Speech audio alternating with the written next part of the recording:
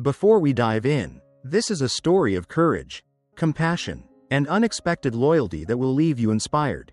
Tell us in the comments where you're watching from. And don't forget to subscribe to the channel. The smell of coffee lingered in the air, mingling with the faint scent of frying bacon. But Zoe Carter barely noticed. She was too busy scrubbing down the worn countertop of Carter's diner for the third time that morning. Her hands raw from the work. The so-called breakfast rush had been nothing more than 4 tired farmers and 2 truckers. Now, the place sat silent, the lazy squeak of the ceiling fan struggling against the thick summer air. Zoe glanced at the old brass cash register and mentally counted the few bills inside. Her stomach tightened with each click in her mind. It wasn't enough, not for the overdue electric bill tucked in her bag, stamped in angry red ink, or for the endless costs of her father's medication.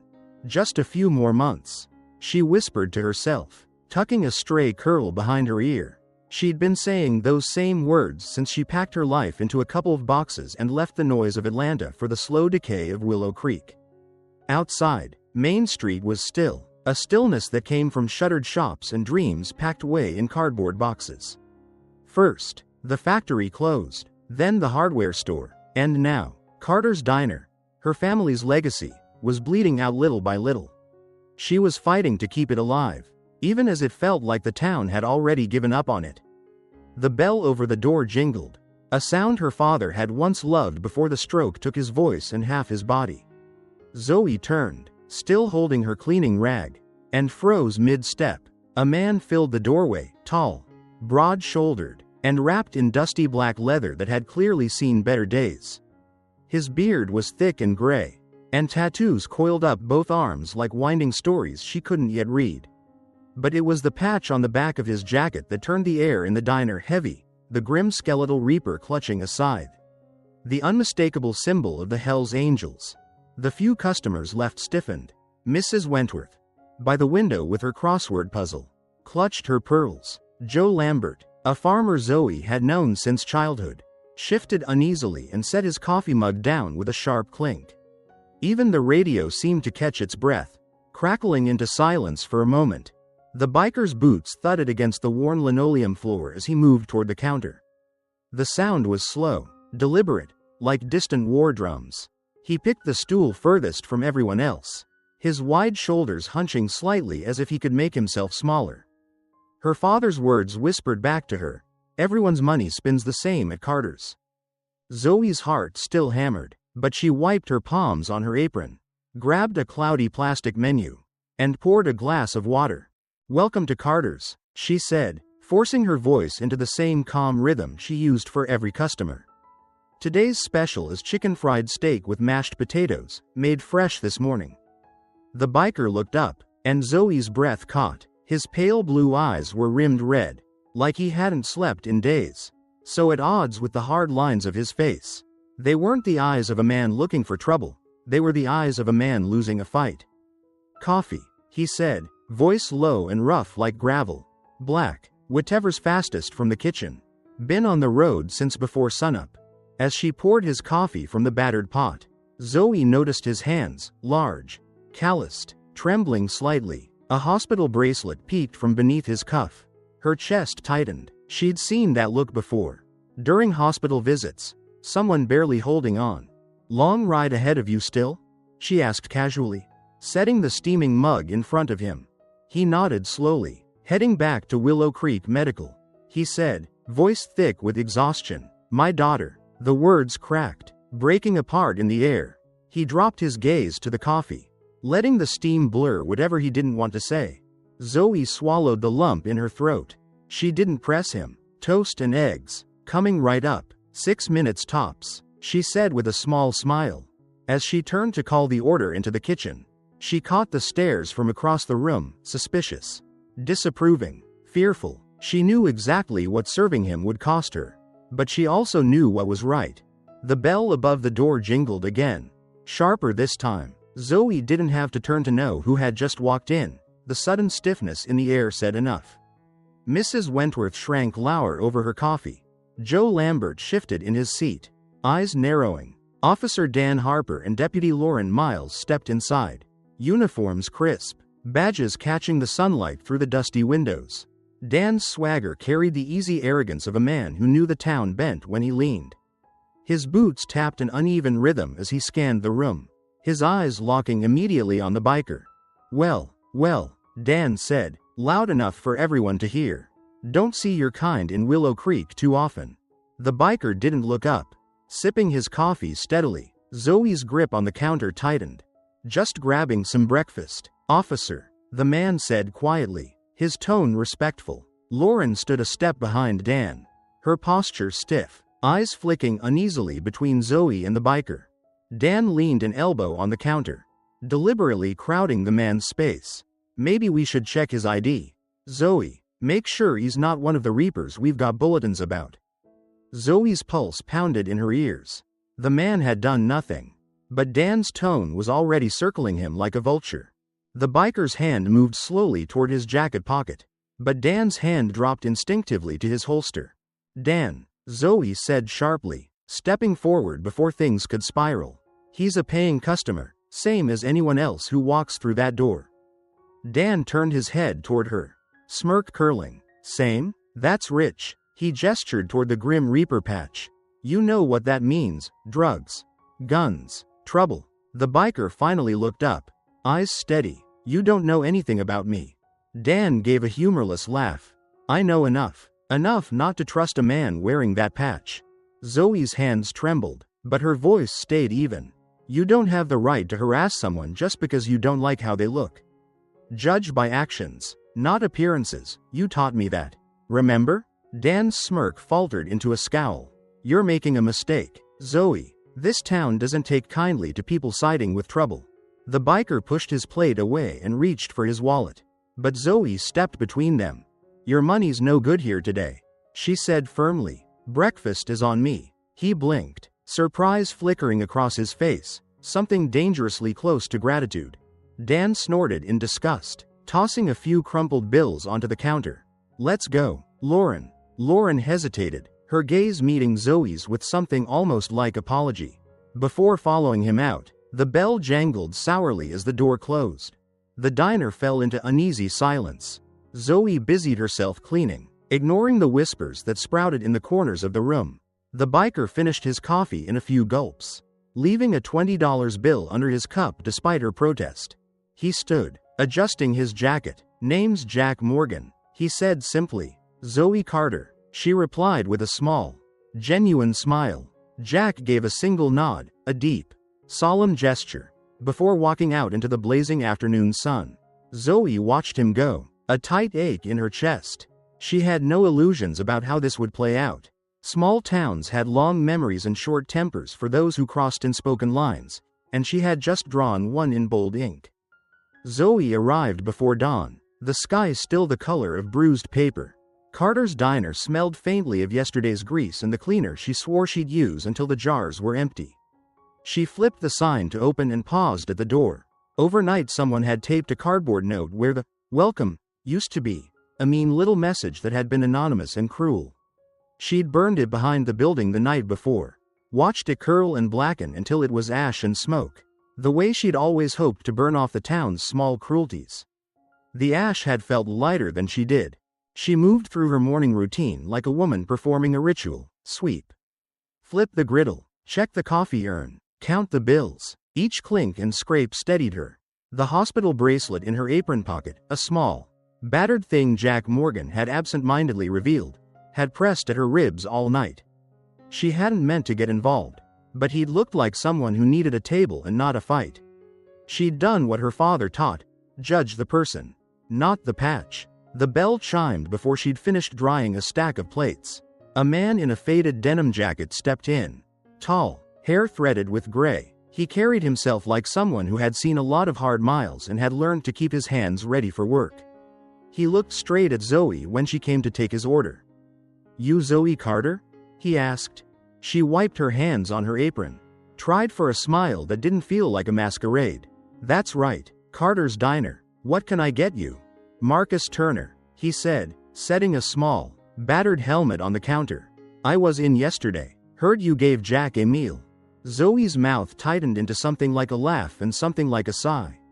Just coffee and toast. Marcus reached into a bag slung over his shoulder and set it on the counter. We don't do things halfway. Sit tight. He took a stool without waiting for her to answer. The apron strings around Zoe's waist felt suddenly heavier. Marcus didn't have the bitter, guarded look of someone who belonged on the kind of patch that would make the regulars narrow their eyes. He had the soft, careful way of someone who'd learned to listen. If Marcus was the first, he wasn't the last. The morning slid toward sunlight, and one by one, motorcycles rolled down Willow Creek's main street. Engines low and steady, sound that started at the spine and filled outward. Riders in boots and patched vests slowed in front of cars like birds finding a perch. Some were young, some older.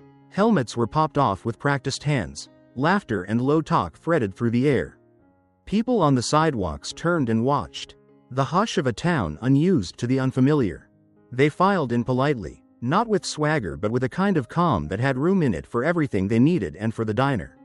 Marcus was the one who caught Zoe's eye, nodded, and then started unloading. He and two others, a woman named Linda with a braid like a rope and a lanky man called Roy, set crates down behind the counter.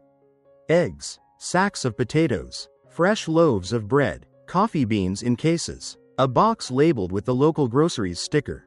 There were enough supplies to fill the pantry for a month and a few new aprons if she wanted them. I called ahead, Linda said, smiling at Zoe with eyes that didn't judge a stained uniform or a tired hand. We've got trucks on the way. You don't have to work alone. Zoe felt something like vertigo. Her throat worked around words she didn't want to say. Thank you. You shouldn't have. How can I ever repay you? Marcus cut across the scramble of her surprise with a small, efficient grin. We want you to keep this place open, he said. Simple as that. Jack told us about you. If one of us gets a little kindness, we pass it along. That's how we keep from losing each other. They moved across the diner like people who knew what they were doing. One said about reheating the grill. Another wiped tables. Someone tipped the old radio toward a station with rock songs that filled the room without stealing conversation. A couple of bikers lined up at the counter and ordered eggs and coffee. They paid more than the bill and told Zoe to keep the change. Others unstrapped bikes and hauled in crates, stacking them in the back like a small army of generosity. The whole thing felt surreal, like watching a slow-motion sunrise. Outside, Main Street people stopped to stare. Some shook their heads, immediately suspicious at the sight of leather and patches. Others shrugged and wandered in. Curiosity is small, braver thing. The diner filled in a way Zoe hadn't seen in months, table after table occupied. Laughter growing from a quiet edge into a full, living sound. Kids from the neighborhood slipped in and perched on stools, eating pancakes with wide, delighted eyes. At one point Officer Dan Harper walked by and paused at the window. His face had the bruised tightness Zoe had seen the day before. The incomplete scowl of someone trying to hold the lines he thought kept the town safe. He pushed the door open and stepped inside. For a second the room held its breath, a collection of bikers and townspeople and an officer who had come to represent the town's disapproval. Morning, Dan said, voice flat. Morning, officer. Marcus answered without a flicker of edge. He stood, wiped his hands on a napkin, and nodded toward a pot of coffee. Coffee's on. You want one? Dan looked at the offered cup like it might be a trick. He shifted his gaze to the faces around him, rough hands, gentle eyes, the kind of people who smelled faintly of grease and leather and who'd just set up a small grocery supply behind the counter. He took the mug with a huff that could have been a laugh if he'd let it. He sat, drank. For a minute the world narrowed down to the sound of spoon against ceramic. When he left, he didn't slam the door. He walked out without a show. Zoe realized she'd been holding her breath since he had entered. Deputy Lauren Miles came by later, hesitantly, as if she'd rehearsed 1,000 different ways to walk into a room full of strangers. She slid onto a stool at the counter, and Zoe poured her a cup with two hands. Lauren didn't say much, only that she had a family member who used to drink coffee at Carter's when times were better. She accepted the mug like a peace offering, not to Marcus or the bikers but to the small, honest heart of the place. The rowdy edge of the room softened into ordinary life. Someone taught a teenager how to play dominoes. Another man shared a joke that had everyone laughing so hard a child clapped. Fingers stuck to plates and fries were torn and passed around. The church youth group showed up eventually. Volunteers with aprons and ready hands. Drawn by the clatter and the human need she was serving. Together they worked like a small renegade brigade. Stacking boxes. Running the dishwasher. Filling to-go orders. Late that afternoon, as the sun slanted and turned everything the color of warm tea, Marcus came over and set a small card on the counter. Zoe picked it up with a hand that refused to tremble. Marcus had the straightforward, unadorned look of a man who'd seen many seasons and many bad weather. "If anyone gives you trouble," he said simply, "call this number. We'll come." Zoe looked at the digits. At the bold lettering on the card. Marcus Turner, Grim Reaper's chapter. The words settled in her like an unexpected seasoning, strange, but not unpleasant. "You don't have to," she began, embarrassed by both gratitude and the sting of pride. "We don't mind," Marcus said. He caught her unguarded look and nodded. "You did the right thing, Zoe. That matters." She slid the card into the pocket of her apron and felt the fabric press against her side. Outside, the bikes idled for a while. Then, one by one, they roared back to life.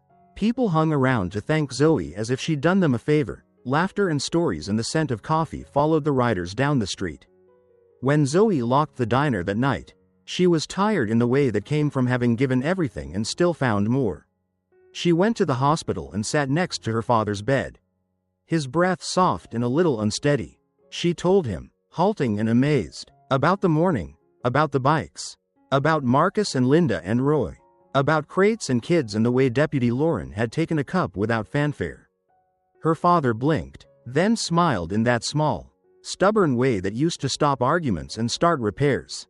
"You did right," he said. Outside, Willow Creek felt less like a town waiting for its end and more like a place where something might begin again.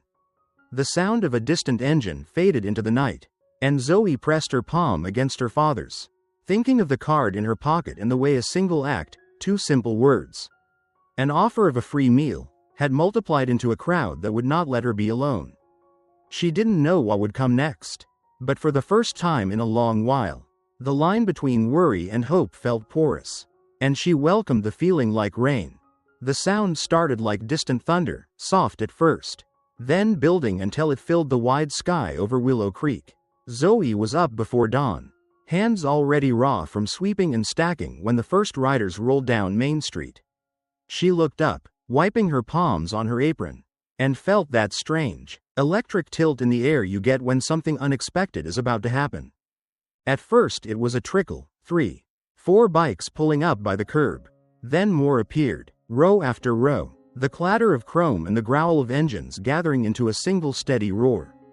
Helmets came off, voices rose instead of clashing, and people in leather and patched vests dismounted with practiced ease. Marcus Turner was at the front, as steady as a lighthouse, and behind him streamed members of the Grim Reaper's MC from neighboring chapters, faces weathered and laughing. Women with scarves tied back, young riders with fresh tattoos.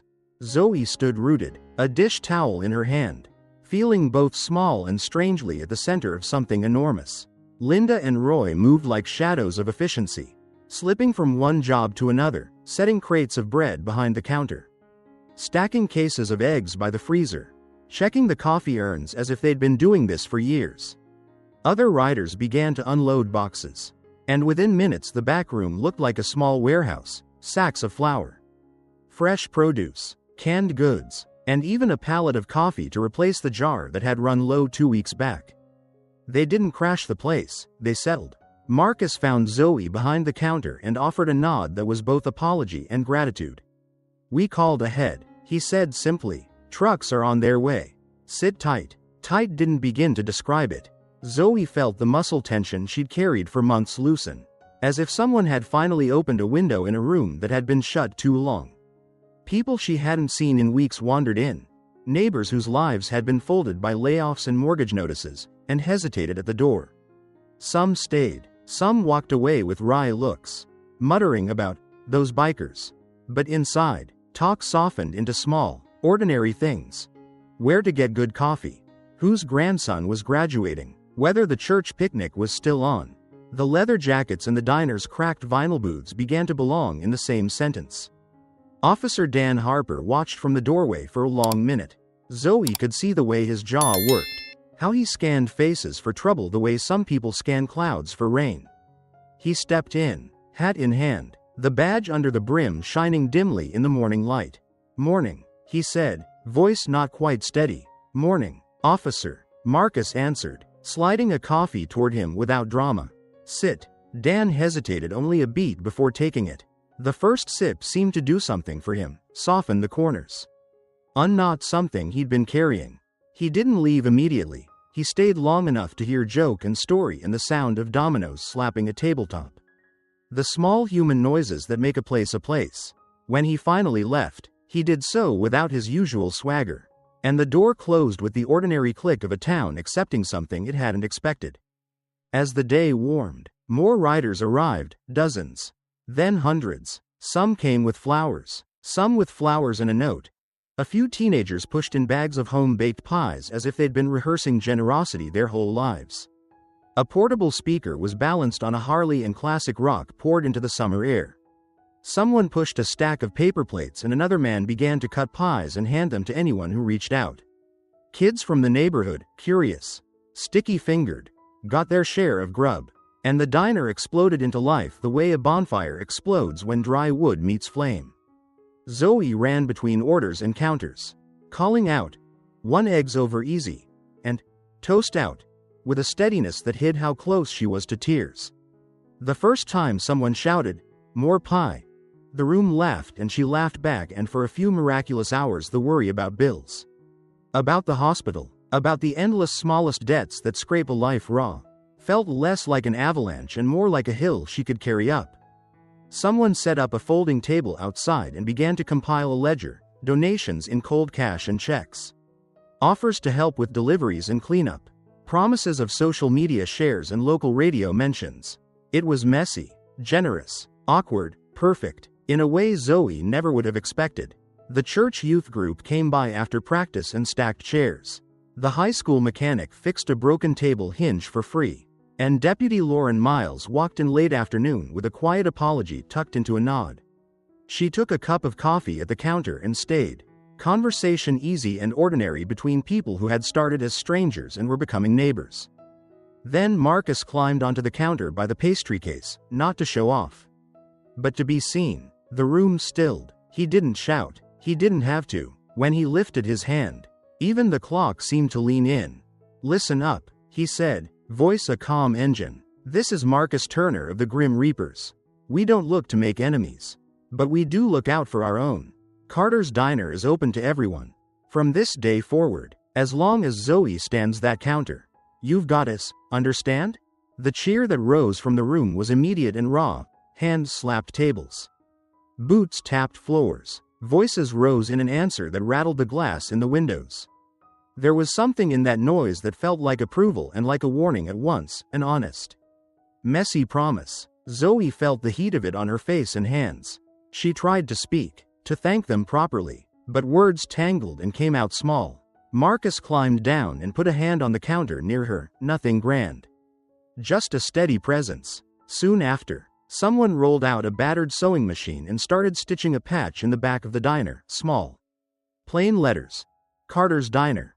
It was a quiet, practical kind of blessing. Someone else brought a box of recipe cards marked with notes and tips from riders' grandmothers. They laughed at the idea of recipes traveling on motorcycles, but they also respected it as a ritual. Food stitched people together in the same way tattoos stitched names into leather. The afternoon slopped into evening with pies gone and shares tidied. A few families lingered, hands sticky from soda and faces bright from strangers' kindness. When the last rider swung his leg over his bike, Marcus came to the counter again. He handed Zoe a small envelope. Inside was a handwritten note and a key, an old key, polished and heavy. Underneath was a simple line: "You have a place in our family now." That night, Zoe sat with her father in the hospital and told him everything in a rush. The bikes, the pies, Marcus's card, the way the whole town seemed to breathe easier. Her father's hand was warm and he listened with the kind of tired wonder that comes from watching the next generation do something braver than you expected. "You did the right thing," he said, voice thin but sure. "You didn't look away. Zoe pressed her forehead to his knuckles and felt the small, fierce pride of a person who had chosen kindness in a place where kindness was risky. Outside, the last heads of light from the motorcycles faded into the distance, leaving the road smelling faintly of oil and warm rubber. She didn't know if everything had changed forever. She only knew what she could see. The diner was full. The pantry was stocked. The ledger had more names on it than not. And in the back of a once quiet place, a small card with Marcus Turner's number sat in her apron pocket like a promise. Tomorrow would bring bills and hospital visits and the same hard choices she always faced. But tonight, as Zoe turned out the lights and locked the door, she stood a little taller. For the first time in months, the future looked less like a cliff and more like a road she could ride down, 1 mile at a time. The sun rose like an apology over Willow Creek, softening the edges of roofs and the creases in Zoe Carter's palms as she unlocked the door of Carter's diner. The place smelled like coffee grounds and possibility, a strange mix she'd learned to welcome. The ledger on the corner of the counter already bore fresh names and notes from the weekend: donations, offers to volunteer, a neat list of people willing to pick up extra shifts when she needed time at the hospital. Zoe ran a fingertip along the columns, letting the steady rhythm of numbers calm the nervous pulse in her chest. Business had multiplied in a way that felt both miraculous and fragile. Regulars returned, some sheepish, some curious. Travelers stopped because someone on the road had said Carter's was worth the detour. The Grim Reapers parked 3 deep outside most mornings, but they sat like quiet sentries, eating eggs and paying cash like any other customer. Marcus Turner moved through the diner with the ease of someone who belonged both on the road and in rooms like this, thanked, checked in on, never showy. Linda and Roy were already at a corner table, elbows deep in paperwork and volunteers' lists, arguing over who would coordinate that week's food runs. Zoe filled a pot of coffee and took a breath. Between the ledger and the steady hum of plates, she felt buoyed by a fragile faith. Maybe, just maybe, this was the start of Carter's diner coming back to life for good. That fragile faith got tested the next morning. A smear of black paint across the front window drew Zoe's eye before she turned the key in the lock. Someone had written a crude message: no outsiders. The letters were jagged, unforgiving. Her stomach dropped like an elevator. She walked outside and ran a hand through her hair, then looked up the block. A few neighbors stood by their porches. Faces turned away. One of the teenagers who'd helped stack chairs the night before met her gaze and shrugged helplessly. The phones started buzzing within minutes. Linda and Roy were already at the door, coffee cups in hand, faces set like flint. Marcus arrived next, boots crunching on gravel, Marcus's presence cutting through the tight swirl of breathless gossip. Who did it? Marcus asked quietly. Zoe swallowed. Don't know. Her fingers found the paint, feeling the sticky drag of it on the glass. The words stung less than the intention behind them. Within an hour, the diner's doorway was a slow stream.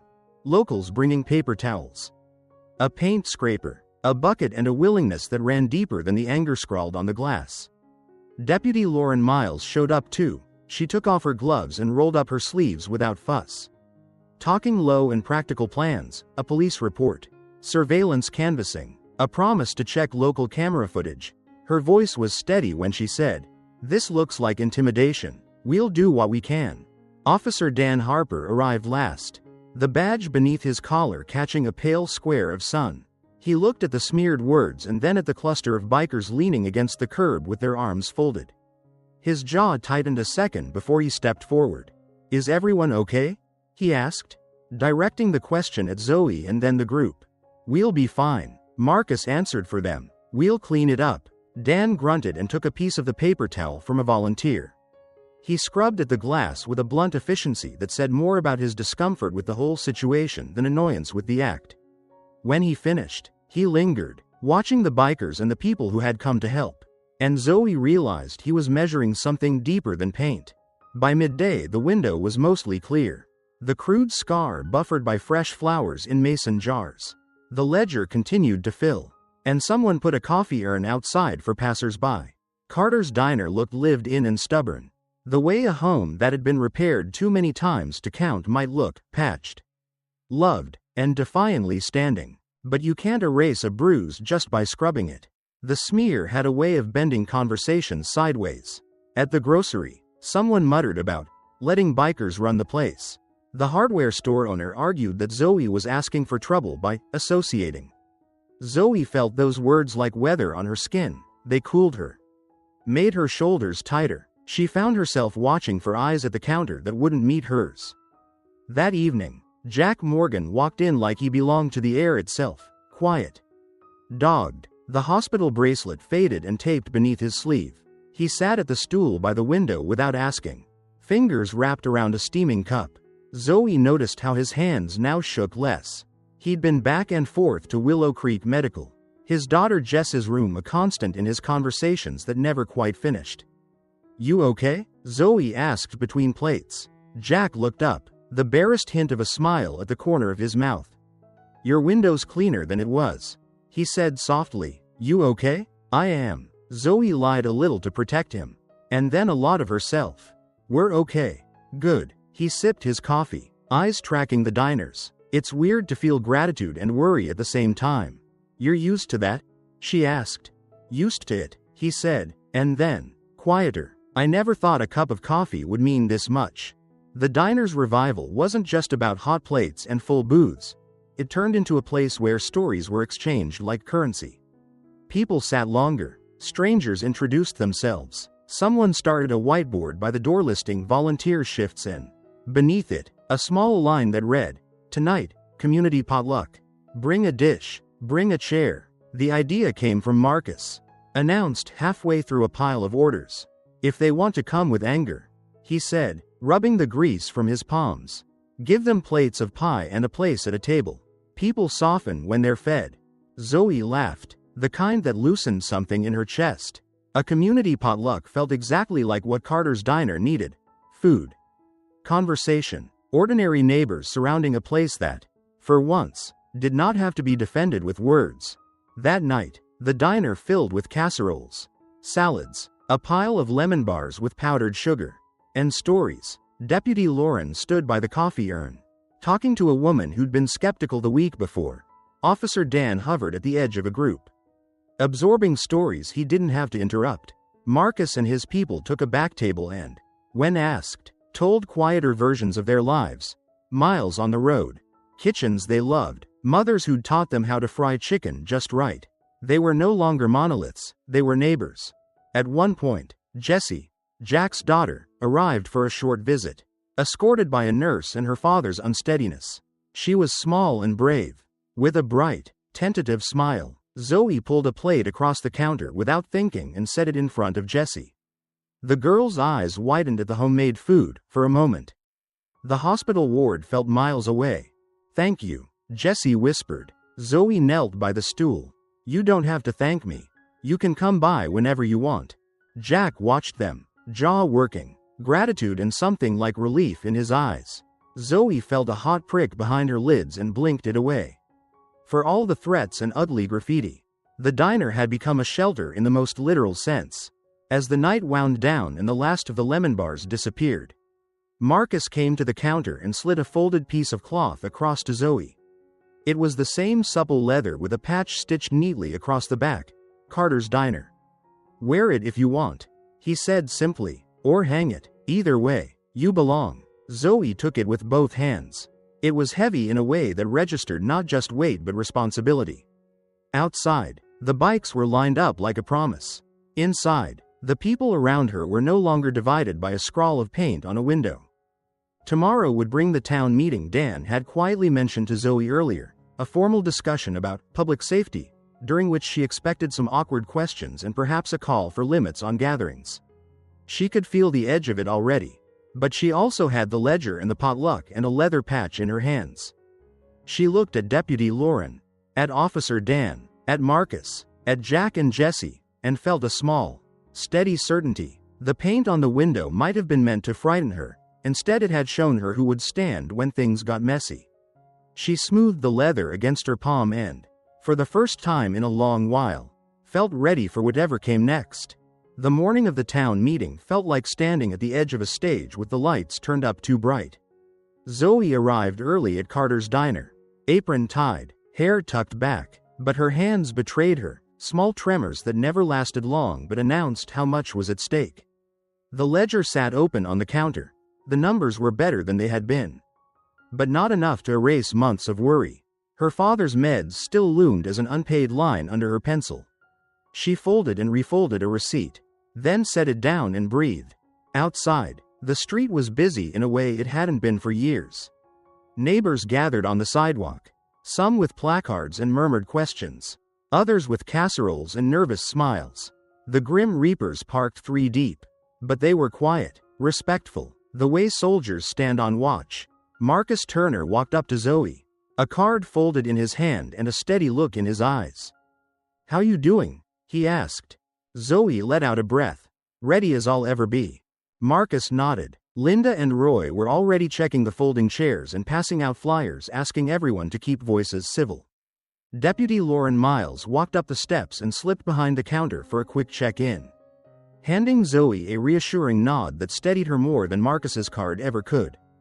The meeting was scheduled at the town hall, but as people arrived they pushed into Carter's diner first. Coffee, hugs, last-minute pep talks. When Officer Dan Harper came in, the room went quiet for a breath. He carried himself as if the town's expectations were weighed on his shoulders. It was clear he'd been told to take charge of this moment. At noon a crowd funneled into the town hall. Chairs creaked and people shuffled in. Zoe sat near the front with her father's picture tucked into her lap, a small anchor in the sea of tense faces. Marcus and several Grim Reapers sat clustered near the back, not imposing, simply present. Jack Morgan and his daughter Jessie squeezed into the row behind Zoe. Jessie had a small smile that made Zoe think of sun breaking through clouds. Mayor Hargrove called the meeting to order, his voice tinny in the high-ceilinged room. "We're here to talk about public safety," he said, eyes widening as he took in the room. "There have been incidents, tension between citizens and groups, and the council wants to address the community's concerns." Dan rose first. He spoke carefully about reports, about the prank on Zoe's window, about patrols and permits and the legalities of gatherings. He framed his words as concern for safety, but somewhere between his sentences an unease leaked, less blame than bewilderment at the sight of an entire town divided over a diner. Zoe felt her pulse in her throat as old neighbors stood. One after another people turned to the front. Mrs. Wentworth spoke of having her prayers disturbed. A local shopkeeper fretted about reputation. A young teacher talked about children watching grown-ups argue. Their worries were earnest and small in the way of towns that had grown used to predictable lines.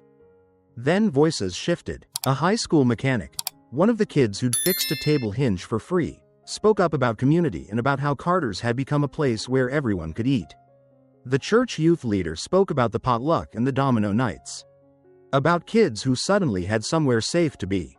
Deputy Lauren spoke plainly. "We're here to keep everyone safe. But safety isn't an excuse to shut down a place that's helping people." Marcus stood when the murmurs rose and he walked to the front like someone walking a plank, calm, deliberate. He didn't wear swagger. He wore the small dignity of a man who knew what it meant to be judged without being known. "I'll keep this short," he said. "We're not here to take over. We're not here to threaten anyone. We're here because Zoe gave one man a cup of coffee when he needed it. That's the kind of town I want to ride through, one where people look after each other.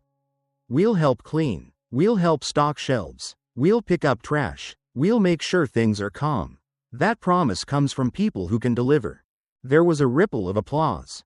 Not thunderous, but honest. Marcus's voice had the effect of a rope tied between two banks. Suddenly the room seemed less likely to snap. Then something unexpected happened. Jack Morgan rose, careful and steady, and spoke from where he sat. "I don't come from much," he said, "but Zoe helped me when I felt like there was nowhere to go. My girl, Jessie, she's not out of the woods yet. But when you feed someone and treat them like a person, it does something real to them. I'm here to say thank you. And to tell folks this place matters." Those words landed like stones skipping across still water. The room exhaled. Someone at the back shouted, "She earned it." Others nodded. Mayor Hargrove cleared his throat and then did something Zoe didn't expect. He proposed a compromise. Carter's diner would remain open. The council would work with the diner to establish reasonable hours for larger gatherings, require simple permits for block events to ensure safety, and coordinate with local police to increase community outreach, not punitive patrols, but programs that bridged divides. Officer Dan volunteered to be part of a liaison team with Deputy Lauren and Zoe to ensure lines of communication stayed open. There were grumbles and a few reservations, of course. But when it came to a vote, the town chose support with conditions, practical steps the council framed as safety measures rather than bans.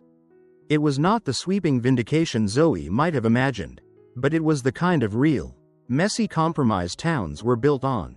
After the meeting, people filtered back to Carter's. The Grim Reapers led a cleanup crew to polish windows, hang a small sign that read "Community Table Tonight, All Welcome," and set out a table of free pies. Donations from a fund raised at the meeting lined the counter, a tangible offering that would wipe out Zoe's immediate medical bills and buy a few months of breathing room. Jack tucked a larger envelope into Zoe's hand with a nod of gratitude and a quiet, "Take care of your dad." She wanted to refuse, to keep dignity as currency. But the envelope was not charity, it was repayment in a way that made the scales feel right for everyone.